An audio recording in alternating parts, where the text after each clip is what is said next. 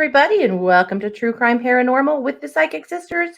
This is Katie Weaver, and I'm here with my partner, co-anchor. I wanted to say co-partner. I don't know what I'm doing.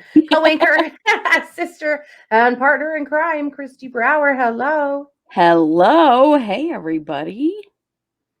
How's it going? Well, I'll tell you, I've had a very eventful day. And I'm going to see if I can show you. Can you see that? Am I looking on the wrong side? Let's see. Can you see my bruise? No. In the video? There it is. Yes, I can. Oh, good Lord. Yeah. Do you see that? I was attacked by a giant squid, which honestly was like a huge honor because it's one of my most favorite deep sea creatures. Have been fascinated all my life. And so now I have these big purple circly bruises, and you can kind of see that one right there. So which is really quite the miracle, you know, being that we live in landlocked Idaho. Right? I mean, what are the odds? You would almost think you were a victim of cupping. I would almost think that I was a victim of cupping, but that is not nearly as exciting a story as what really happened, which was the giant squid. Well, okay then. Yeah. So you were just walking down the road and he just popped out of the river, or it was like a manhole. Just some big old tentacles came out of a manhole and just latched on. I have all these big circles all over my back and my neck. Crazy. I'm actually really impressed because you were walking down the road in this heat. I was. Also, I survived. I fought that damn thing off, you guys. Yeah. I was like, dude, no, I already survived COVID. I'm not dying from a giant squid, God damn it. What I said. I'm sure that's what you said. Well, congratulations, I guess. Well, thank you. My massage therapist was extra horrified when she pulled that cup off, and she said it was black when she pulled it off. It's okay. I'm sure. Just brought blood to a tight spot in my neck, which will be fine. But I just thought, you know, that my giant squid story was way more interesting. So I love it when I see those marks on people, and I'm like, "Oh, you've been cupped," and they're like, "I'm surprised you knew what that was. I'm afraid people will think I'm covered in hickeys."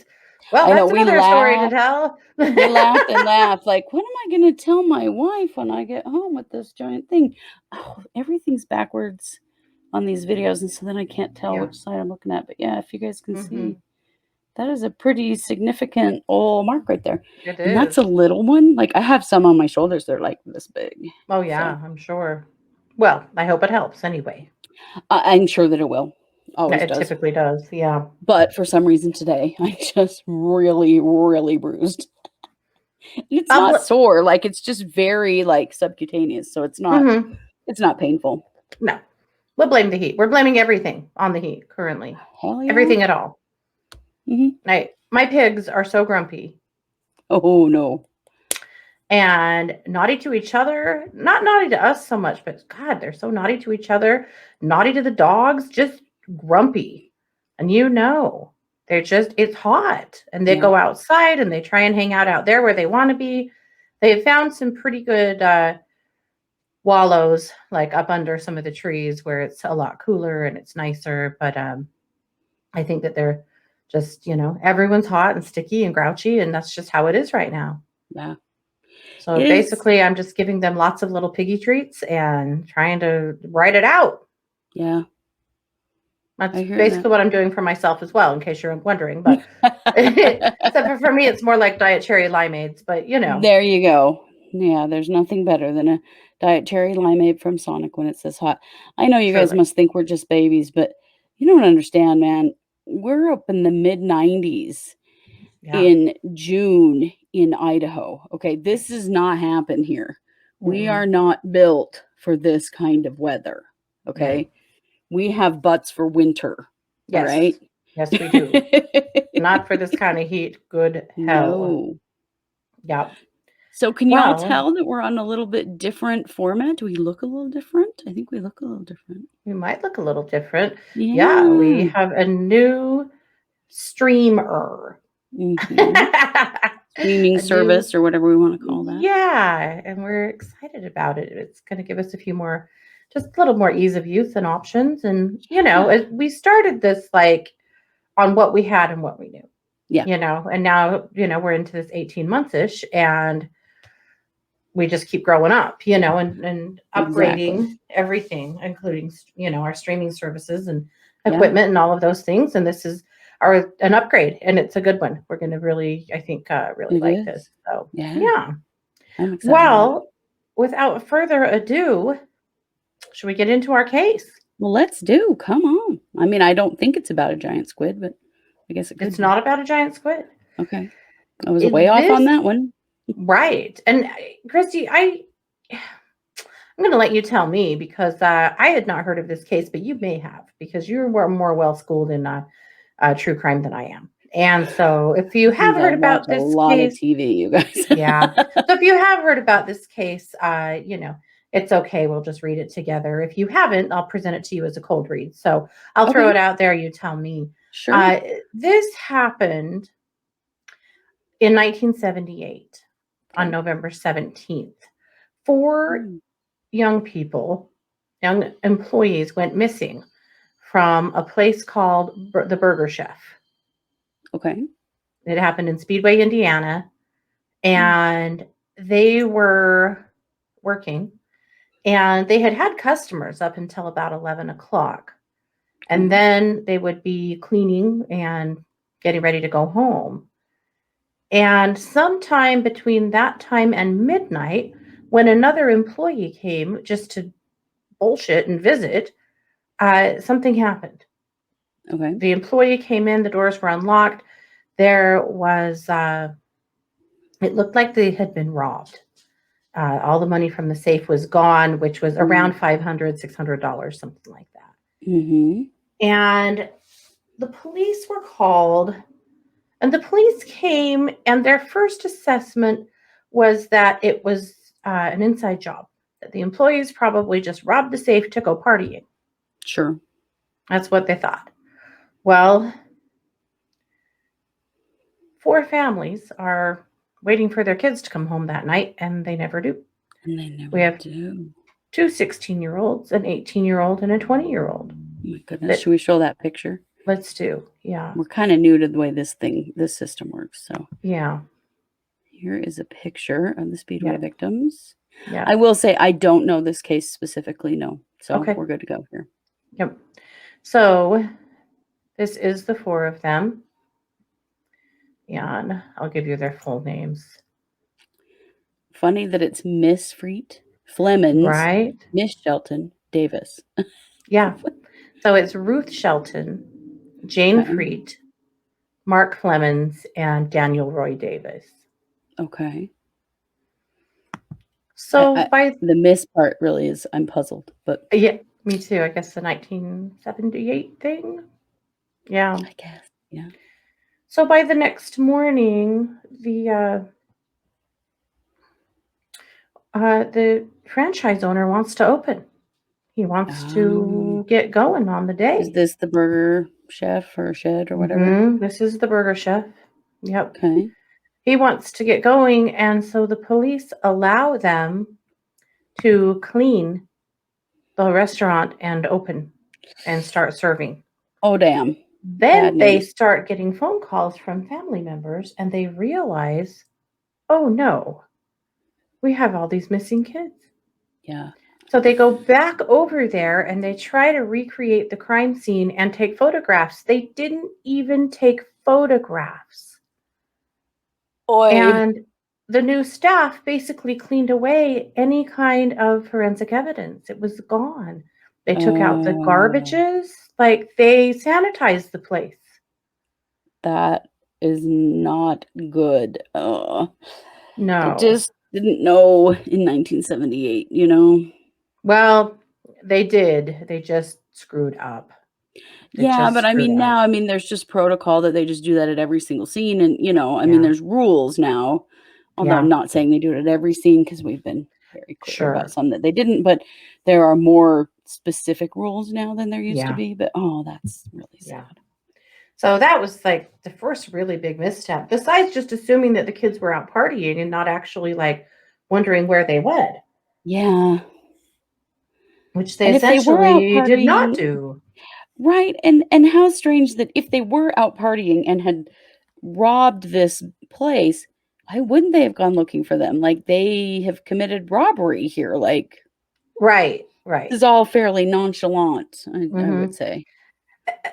Especially because the women that were missing, their purses and jackets were still hanging on the hooks in the employee room. Oh, hell. Their stuff was there. Okay. Yeah.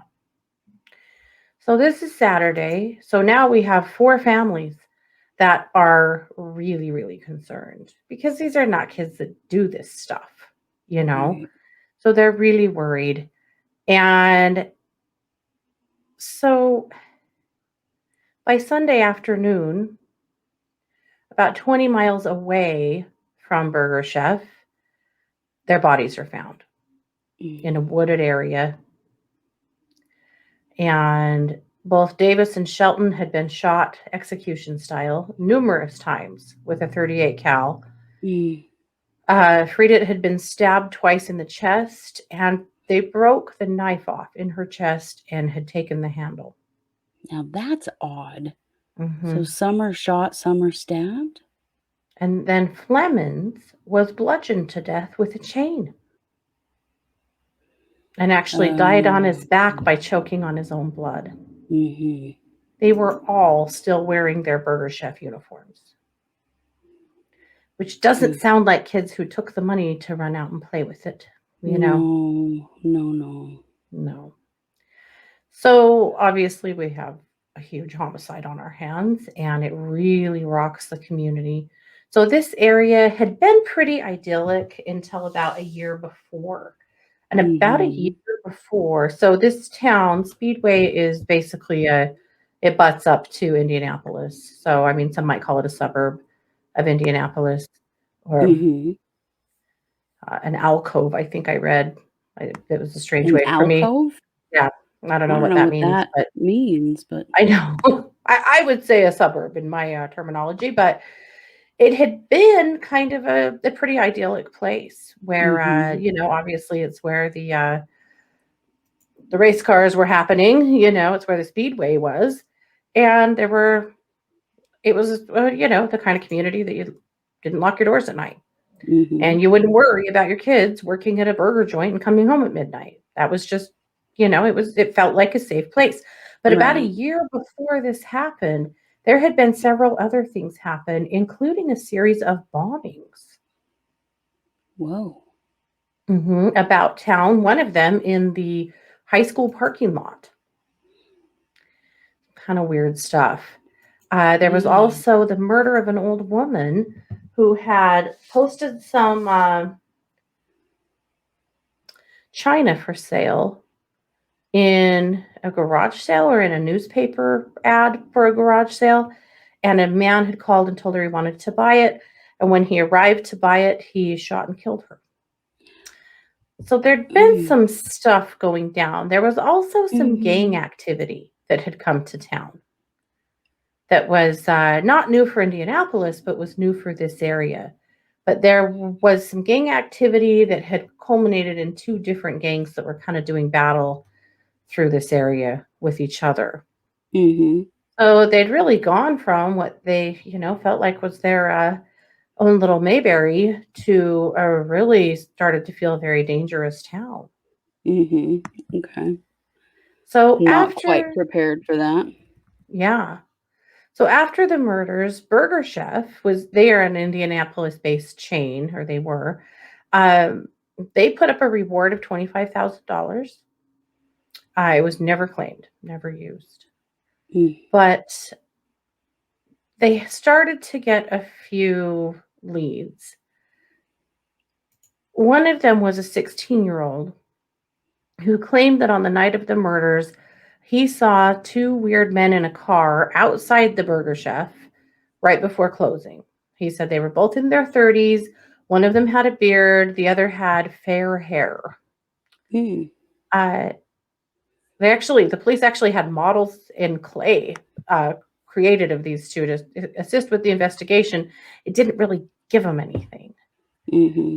But then later that year at a bar in Greenwood, a man started bragging. Greenwood is also in Johnson County where the bodies were found. He starts bragging that he had been involved in the killings. So the police come and question him, but he passes the polygraph.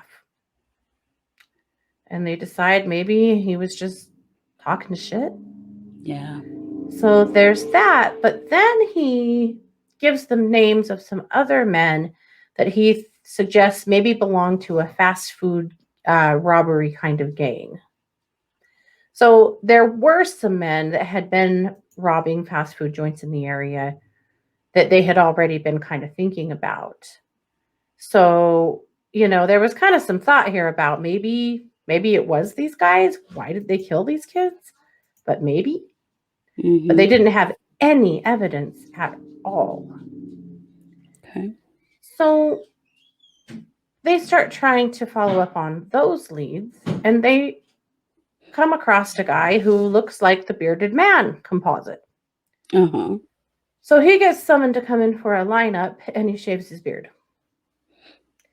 And according to neighbors, he'd had that beard for 5 straight years.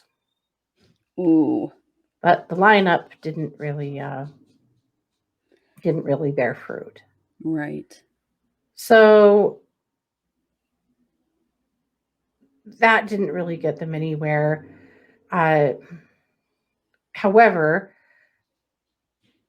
there was another man who fit the description of the fair-haired man who was in prison for other armed robberies of fast food restaurants.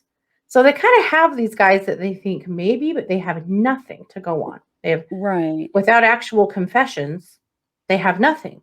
Right.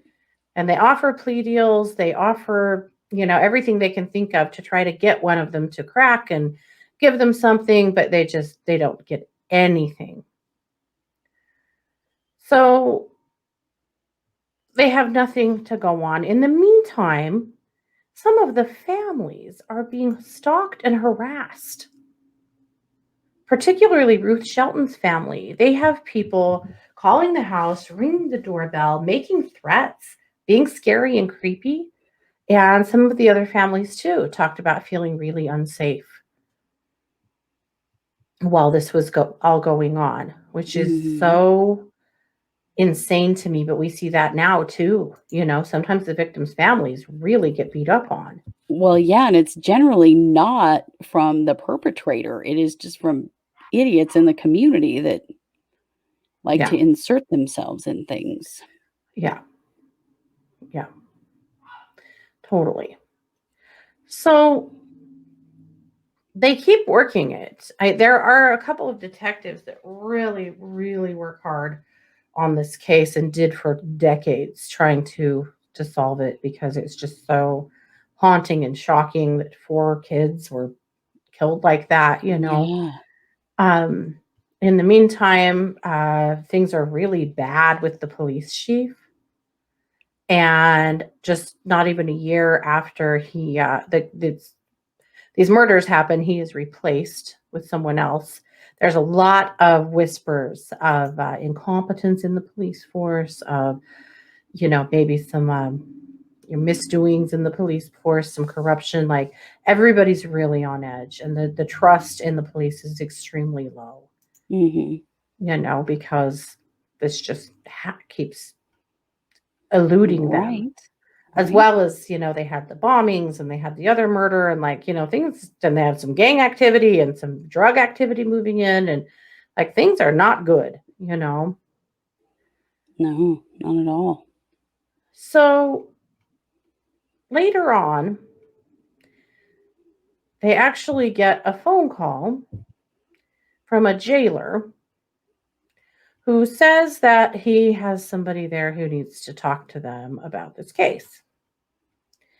And they end up talking to, this came from the Pendleton Correctional Facility, a guy named Donald Forrester, who is serving a 95-year sentence for rape.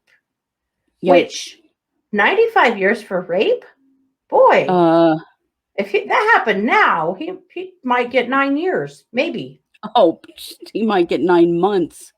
Right? Wow. Yeah. I mean, But yeah. that's a lot. Somewhere maybe we should find a happy medium. Just saying. So he tells them that he was involved in the murders and that he's willing to confess if they will avoid his scheduled transfer. He's supposed to be going to the Indiana State Prison, which is notoriously dangerous and violent, and he doesn't want to go there because he's a convicted rapist and he knows what's going to happen to him. Mm-hmm. So it seems promising. He was a career criminal. He was living in Speedway when it happened. He was not in jail when it happened. So they're going, okay, well, let's hear what he has to say, right? So they get a court order to bring him back to their county, and he confesses. He says he shot Davis and Shelton. He took police to the crime scene in the woods. Mm-hmm. And he mostly accurately describes the location, the position of the dead bodies. You know, he pretty much lays out the case. He also knows about the broken handle of the knife, which is not something that was in the news. Mm-hmm. And so, or widely publicized at least. And so they're kind of thinking, okay, maybe we have something here. So he says that Friedet's brother, James, owed money on a drug deal. And they went there to threaten her to shake him up. But that one of the boys there tried to be a hero and fight them. And his associates beat him nearly to death. And that scared them. And so they loaded all the kids up and took them out into the woods and killed them. I don't think that's what happened. He also I'm not on this guy's team. Yeah. I don't feel like that's right. Yeah. So later, his ex-wife says that the day after those murders, or a few days after those murders, he actually drove her to the crime scene and gathered up some shell casings and came home and flushed them down the toilet. So they get a warrant to search the septic tank of the house. How the hell do you flush shell casings? I don't know. But they actually get a warrant to search the septic tank of that house, who now is owned by someone else. So those poor people had to go through this. Yeah. And they found several 38 cal shell casings. But I don't know. I think he's covering up for somebody else at the time and then using it later as leverage for himself. Like, he's obviously heard the story at least. Right. He has, but I don't feel like the reason for the killings is what he says. What he said. Okay. So shortly thereafter, somebody from the sheriff's office leaks his cooperation, and he recants. He claims it was coerced and that the police made him say it, and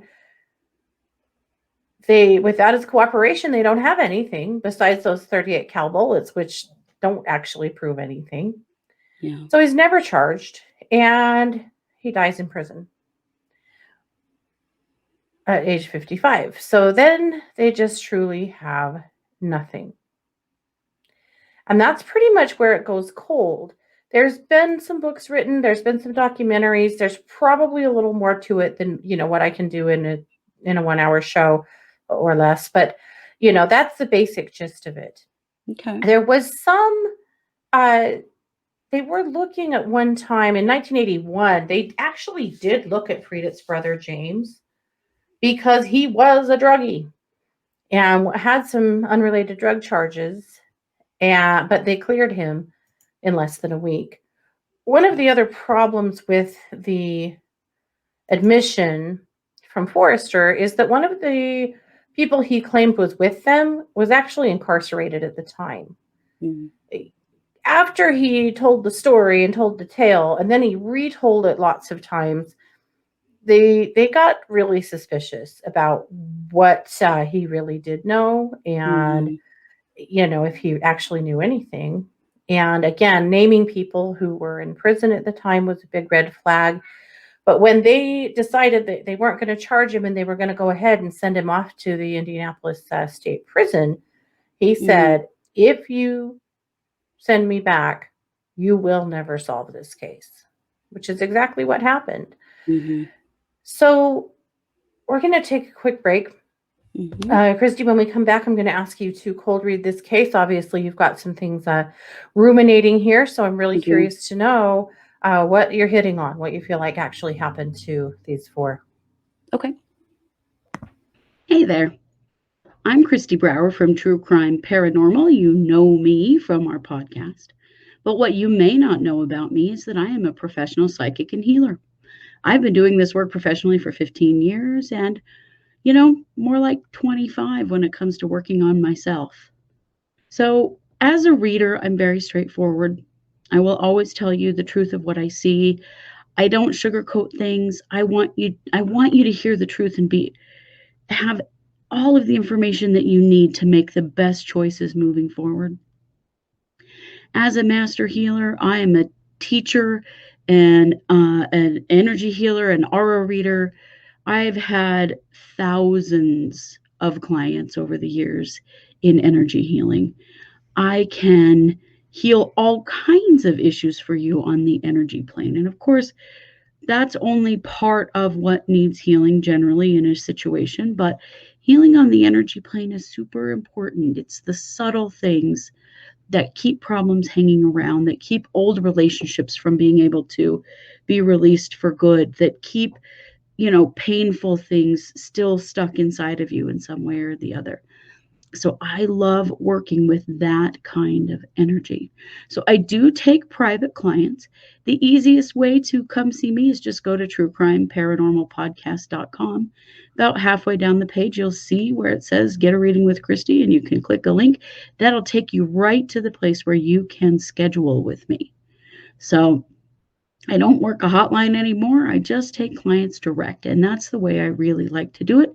My preferred way to read is over the phone, but I can do a video call if you ask for that when you schedule your appointment. But I really look forward to working with you. Reading people's energy bodies and working with you in your life is really just an honor for me. I appreciate the opportunity and the trust that you give me. So if you'd like to connect with me, go to truecrimeparanormalpodcast.com and you'll see right there where to schedule with me. I look forward to getting to know you. All righty. And we are back. So, again, this is True Crime Paranormal with the Psychic Sisters. This is Katie Weaver. And we're talking today about the Burger Chef murders of 1978 that happened in Speedway, Indiana. So, Kristi, we've laid out the case pretty well here, I think. And so I'm going to just turn the mic over to you to tell us what you think happened here. Yeah, absolutely. So, I feel like that the thing that is the most obvious here is the thing that happened. There was a robbery at the store. Things did go bad. And the young man who was beaten to death, he fought back. He didn't just allow them to steal from the store. And they hurt him really badly.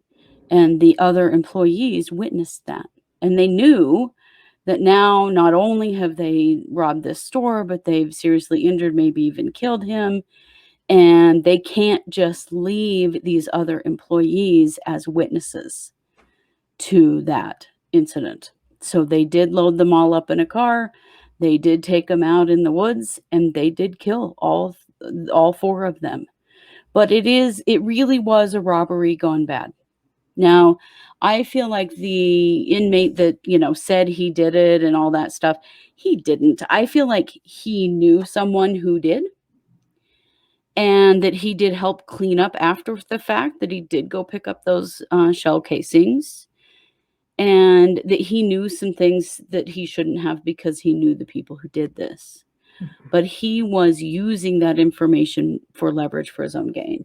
He was not actually there he did not commit these crimes. But there were 2 men who did, and they were the same 2 men who were robbing the other fast food restaurants, and those 2 men both died in prison. I mean, they ended up in prison for other crimes, and they died there.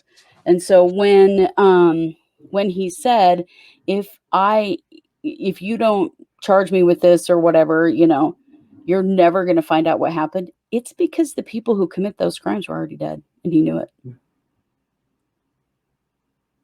Okay. So wild. Just awful, just wrong place, wrong time. And it's one of those things where he fought back because he was trying to protect the restaurant where he worked. Yeah. He didn't feel like this was right. He fought back. And then now they've, killed somebody. I don't think he was actually dead in the store, but he was seriously injured. So now they're in this pickle of what are we going to do with him, and what are we going to do with these other 3 employees who not only witnessed us rob the store, but now beat him. Yeah. And so the only solution that they had was to take them out and kill them. Wow.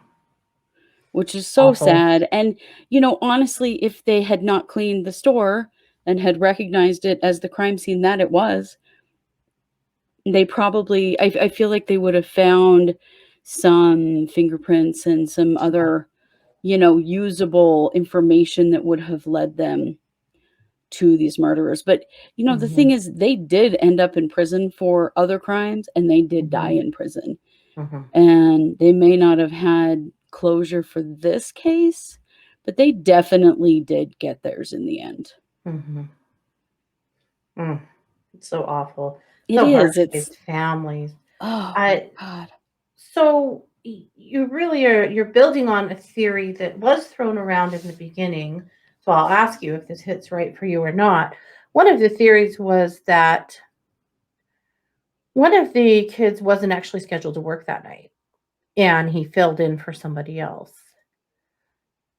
Police had, in the early stages, wondered if it's possible that he recognized one of the robbers, that he wasn't supposed to be there, but he was, and he happened to recognize who was there, and or just by happenstance that one of them recognized one of the robbers. Does that hit for you at all, or do you feel like, no, this is more about just the way things went down? I don't feel like that's true. I feel like the truth of this is simply that they screwed up. They should have just left when he tried to fight back. They didn't, and then they were in a situation of not knowing what to do. I don't feel that they were recognized, but I do feel that they were then, known not only for robbery, but for beating this young man, and they had to do something about it. And the reason for the different manners of death is because there were 2 people, and one of the, the beating actually started in the store. The stabbing occurred for one person, while the other person committed the other 2 murders with a gun. Yeah, that makes sense to me. Okay, well, there you have it. It's kind of the epitome of what felony murder is, which is if you are involved in the commission of a felony and someone dies, you have now committed first-degree murder. And it's stuff like this that makes that make sense, I feel like. For sure. For sure. Yeah. Well, what a tough one for that whole community and for 4 families. And the high school, some of these kids were still in school. There was so much more. There's just so much horror and fear. Yeah. So those are the Burger Chef murders. So just so you guys know, tomorrow morning we'll be back in court. Well, we won't, but Chad Daybell will. We'll be live streaming it here. We believe it starts at 9:30 a.m. Mountain Time. Yeah. So we will be here watching it with you guys, chatting. So if you're interested in that, be here. We'll be back at 7 p.m. this evening. This is Wednesday, so we'll be back at 7 p.m. this evening for case updates, and there are a handful coming out of Daybell land. New charges as well in Suzanne Morphew. There's a few things happening, so we'll update you there. And then Thursday just happens to be my birthday, and we will be Yes, here we for will. the psychic hour. Yeah, at 7 p.m. Mountain. So lots more to come this week. So be sure and join us and like, subscribe, share, comment, whatever you got. We appreciate all the involvement, and we Mhm, just appreciate you guys being here with us. So this has mhm. been another production of True Crime Paranormal with the Psychic Sisters. Thanks, guys.